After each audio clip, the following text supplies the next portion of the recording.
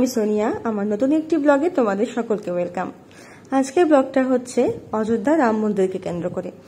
আমি লাস্ট যে ব্লগটা আপলোড করেছিলাম বেনারসকে নিয়ে, তো সেই ট্রিপে কিন্তু আমরা একসাথে অযোধ্যাটা ঘুরে এসেছিলাম। তো সেই ভিডিওটা আজকে শেয়ার করব। অযোধ্যায় কিভাবে গেলাম, কোথায় থাকলাম, সব ইনফরমেশন রয়েছে আজকের ভিডিওতে। তো এই ভিডিওটা না টেনে সম্পূর্ণ দেখো, আর অবশ্যই কমেন্ট বক্সে জানিও তোমাদের কেমন লাগলো। তো চলো কথা না বাড়িয়ে শুরু করছি আজকের ব্লগ। এপ্রিল মাসে গরমের মধ্যে আমরা গেছিলাম সপরিবারে বেনারস আর অযোধ্যা ঘুরতে। তো 3 দিন বেনারস ঘুরে নিয়ে 2 দিনের ট্রিপ ছিল অযোধ্যায়। তো ফার্স্টে যেটা আমাদের মেন অযোধ্যার মেন আকর্ষণ রাম মন্দির, সেটা দেখার জন্য আমরা প্রচন্ড উৎসুক ছিলাম। তো বেনারস ঘুরে নিয়ে আমরা চলে গেলাম সেখান থেকে, বেনারস স্টেশন থেকে ট্রেন ধরে 3.5 ঘন্টা লাগে, চলে গেলাম হচ্ছে অযোধ্যায়। তো ডিটেলস, ট্রেন টিকিট সমস্ত আমি ভিডিও লাস্টে তোমাদেরকে বলে দিচ্ছি। আর পৌঁছে গেলাম হচ্ছে অযোধ্যায়, এবং অযোধ্যাতে গিয়ে আমরা হোটেল নিয়ে সেদিন রাত্রে রেস্ট করে পরের দিন গেলাম হচ্ছে রাম মন্দির ঘুরতে।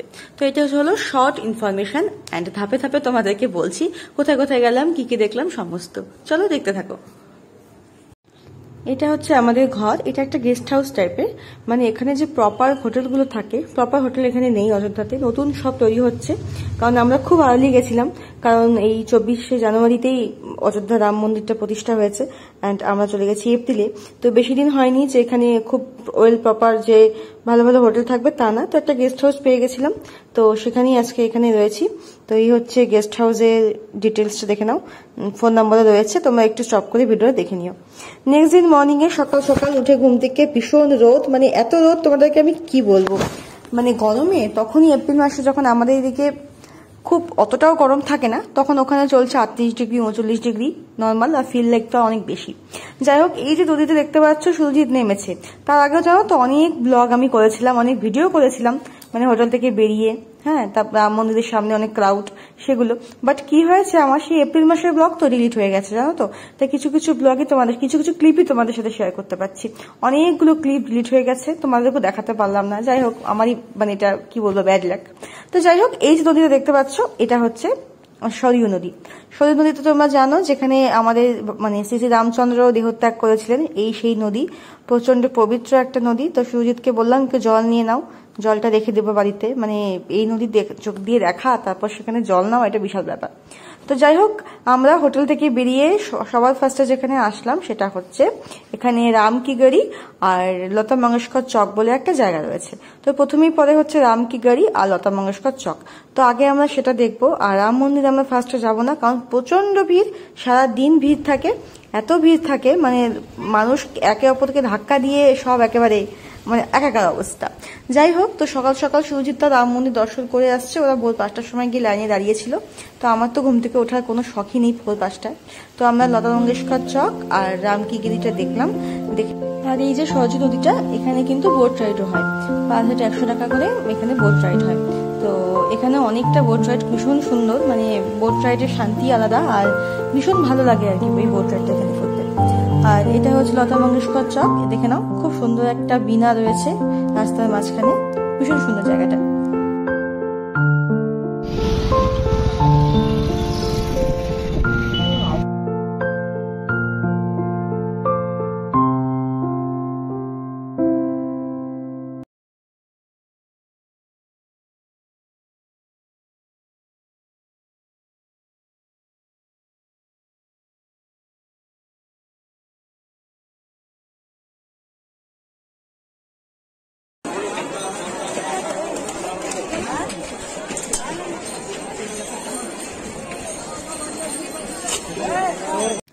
রাম মন্দিরের একদম পাশে এই হনুমান গাড়ি। আর এখানে এত ভিড়, মানে কি বলবো, সারাদিন এত গরম ছিল, আসতে পারিনি, সন্ধ্যার দিকে আসলাম। মানে এখানে আস্তে আস্তে মনে করো 3টে 3:30 বেজে গেছে।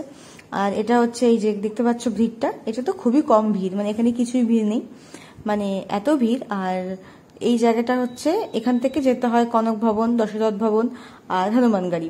তো এটা একদম রাম মন্দিরের পাশেই, ওখানে এসি বাসও পাওয়া যায়। তো বেশ ভালো এই জায়গাটা। আর জানো তো, এখানে একটা মজার জিনিস, এখানে প্রত্যেকটা দোকানের গায়ের প্রত্যেকটা দোকানের কালার অরেঞ্জ, মানে সবকিছু অরেঞ্জ কালার। তো আজকে আমরা সবাই ফ্যামিলি মেম্বার যারা যারা এসেছি সবাই অরেঞ্জ ড্রেস পরেছি থিম করে, মানে সবাই প্রত্যেকে অরেঞ্জের ছোঁয়া আছে।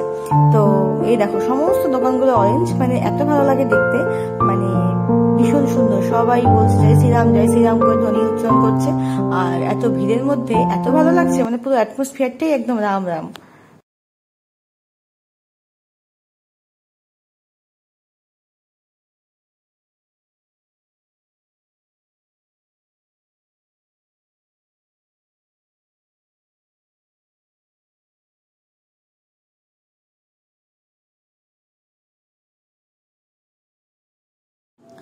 আমরা এখন পৌঁছে গেলাম দশরথ ভবনে।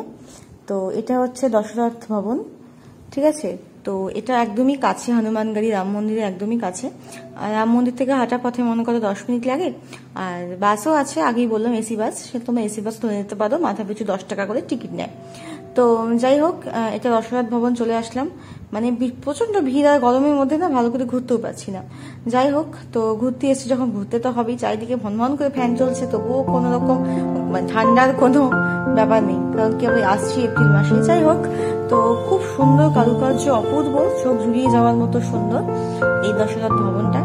তো কিছুক্ষণ এখানে সময় কাটালাম, অনেক ছবি টবি ক্লিক করলাম।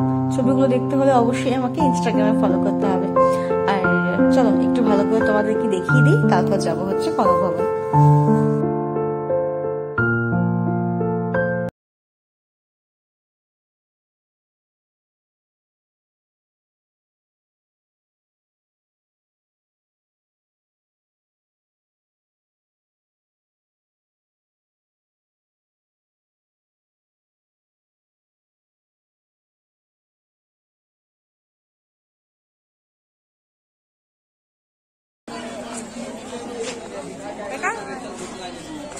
হ্যালো, আমি ভীষণ ক্লান্ত, ভীষণ টায়ার্ড, আমাকে ঘর জানা।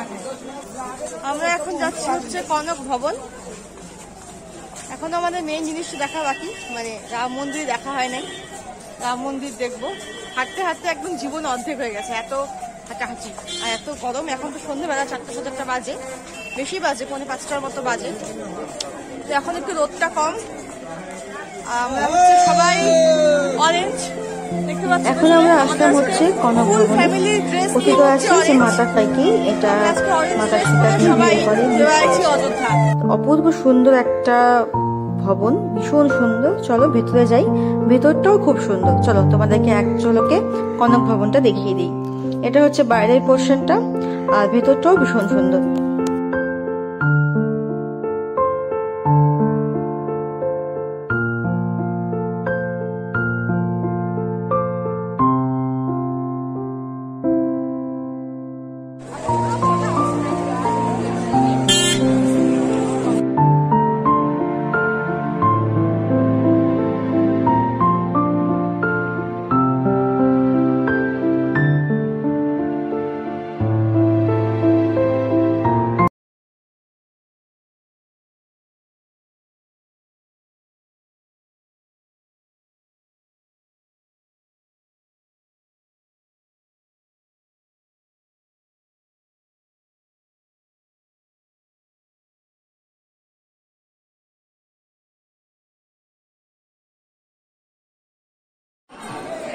ভিড় ছেড়ে গরমের মধ্যে এখানে পৌঁছতে আমাদের অবস্থা একদম নাজেহাল। যাই হোক, দশরথ ভবন, কনক ভবন দেখা হয়ে গেছে। এবার সন্ধ্যা হলে আমরা যাব হচ্ছে আমাদের মেন আকর্ষণ আজকে অযোধ্যা মন্দির, আর তারপর যাবো হনুমানগাড়ি। সন্ধে গড়িয়ে রাত হয়ে গেছে, আর এখন বাজে প্রায় রাত্রি 8:30। সবাই মিলে বেরিয়ে গেছি আমাদের মেন আকর্ষণ আজকে রাম মন্দির দেখার জন্য। এখনো কিন্তু ভিড়, জানো তো, মানে একটুকু ভিড় কমে না। তবুও এখন যেহেতু মাথার উপর রোদটা নেই, সেই জন্য আমরা বেরিয়ে পড়েছি যে এখন আমরা রামলালা দর্শন করব। আর এটা হচ্ছে অযোধ্যা মন্দিরের মেন গেট। মানে এটা থেকে প্রায় 2 কিলোমিটার ভেতরে মন্দির। রাস্তা থেকে মন্দিরের একদম 1 ইঞ্চিও দেখা যায় না, প্রচন্ড ভিড়। মানে তোমাদেরকে আমি কি বলবো, মানে ভিড় দেখলে আমি এরকম ভিড় কখনো দেখিনি। যাই হোক, তো গেটটা তো ভীষণ সুন্দর। আর পেছনে দেখো কি ভিড়, সবাই অরেঞ্জ ড্রেস পরে, সবাই একদম জয় শ্রীরাম করতে করতে আমরা পৌঁছে যাচ্ছি হচ্ছে অযোধ্যা মন্দিরের দিকে। চলো তোমাদের সঙ্গে করে নিয়ে রাম মন্দিরটা দর্শন করে আসি।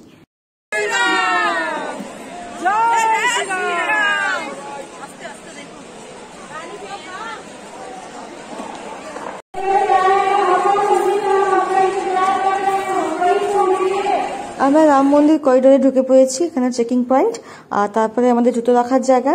তো জুতো রেখে তারপরে আমাদের মোবাইলটা নিয়ে নেওয়া হবে। মোবাইল তো ভেতরে অ্যালাউ নেই, তো সেজন্য ভেতরে তো একটুকু ভিডিও করতে পারবো না। যাই হোক, তো এটা চেকিং পয়েন্টে প্রচন্ড মানে ক্রিসক্রস রাস্তা। তো এখানে চেকিং করে দেন হচ্ছে জুতো রেখে মোবাইলটা জমা দিয়ে আমরা দর্শন করব।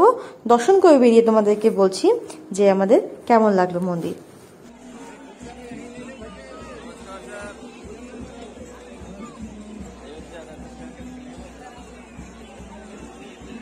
রাম মন্দির দর্শন করে বেরোলাম, কেমন লাগলো? অসাধারণ অসাধারণ। মানে এত যে মূর্তিটা প্রতিমাটা এত সুন্দর, এত গরম, এত কষ্ট করলাম এই গরমের মধ্যে অযোধ্যা এসে, মানে এত এপ্রিল মাসে এত টেম্পারেচার এখানে, কিন্তু মানে রাম মূর্তি দর্শন করার পরে সমস্ত মানে দুঃখ কষ্ট দূর হয়ে গেল মনে হচ্ছে। এত ভালো লাগলো, মন একদম শান্ত হয়ে গেল। তো যাই হোক, তোমরা অবশ্যই অযোধ্যায় আসো রাম মন্দির দেখতে। আর ডেফিনেটলি তোমরা গরমে আসবে না, শীতকালে আসো, তাহলে শান্তিতে দেখতে পারবে। যদিও আমরা খুব একটা বেশি ভিড় ফেস করিনি, কারণ আমরা সন্ধ্যাবেলা আসছি, সন্ধ্যাবেলা রাতে আসছি, রাত 8টা বাজে তখন। চলো, অযোধ্যা থেকে এখন বাসে উঠলাম, অযোধ্যা এসি বাস। আমরা এখন যাচ্ছি হচ্ছে হনুমানগেরি। কোথায় যাচ্ছি দিদি?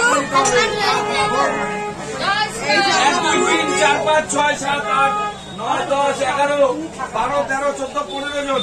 চলো হনুমানগিরি যাই।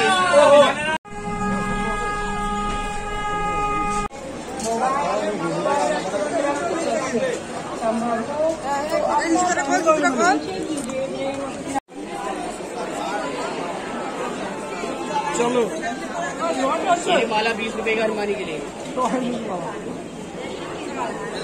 মোবাইল মোবাইল মোবাইল চল না মাইকেল ये माला ले लीजिए, बिना माले के जाएंगे।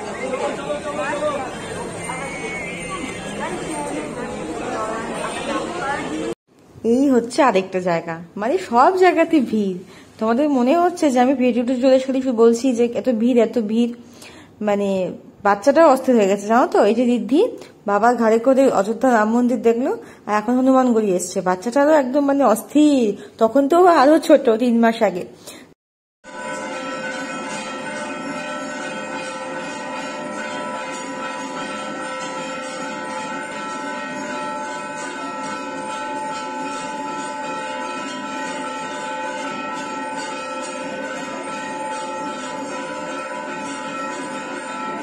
যাই হোক, তো এই জায়গাটাতে নর্মালি সবসময় ভিড় হয়, সকালে বলো রাতে বলো। তো দাঁড়িয়ে আছি, তো আমরা হনুমানগড়িতে দর্শন করবো বলে। দর্শন করা শেষ, আর আমরা এখন ফিরে যাব হোটেলে। খাওয়া দাওয়া করে একদম রেস্ট, ভীষণ টায়ার্ড হয়ে গেছি। যাই হোক, ইনফরমেশন দিয়ে দিচ্ছি তোমাদের সমস্ত, কীভাবে আসবে না আসবে দেখে নিও। আর ভিডিওটা কেমন লাগলো জানিও, ভালো লাগলে লাইক করো, চ্যানেলটিকে সাবস্ক্রাইব করে পাশে দেখো। দেখা হবে নেক্সট কোনো ব্লগে। টাটা।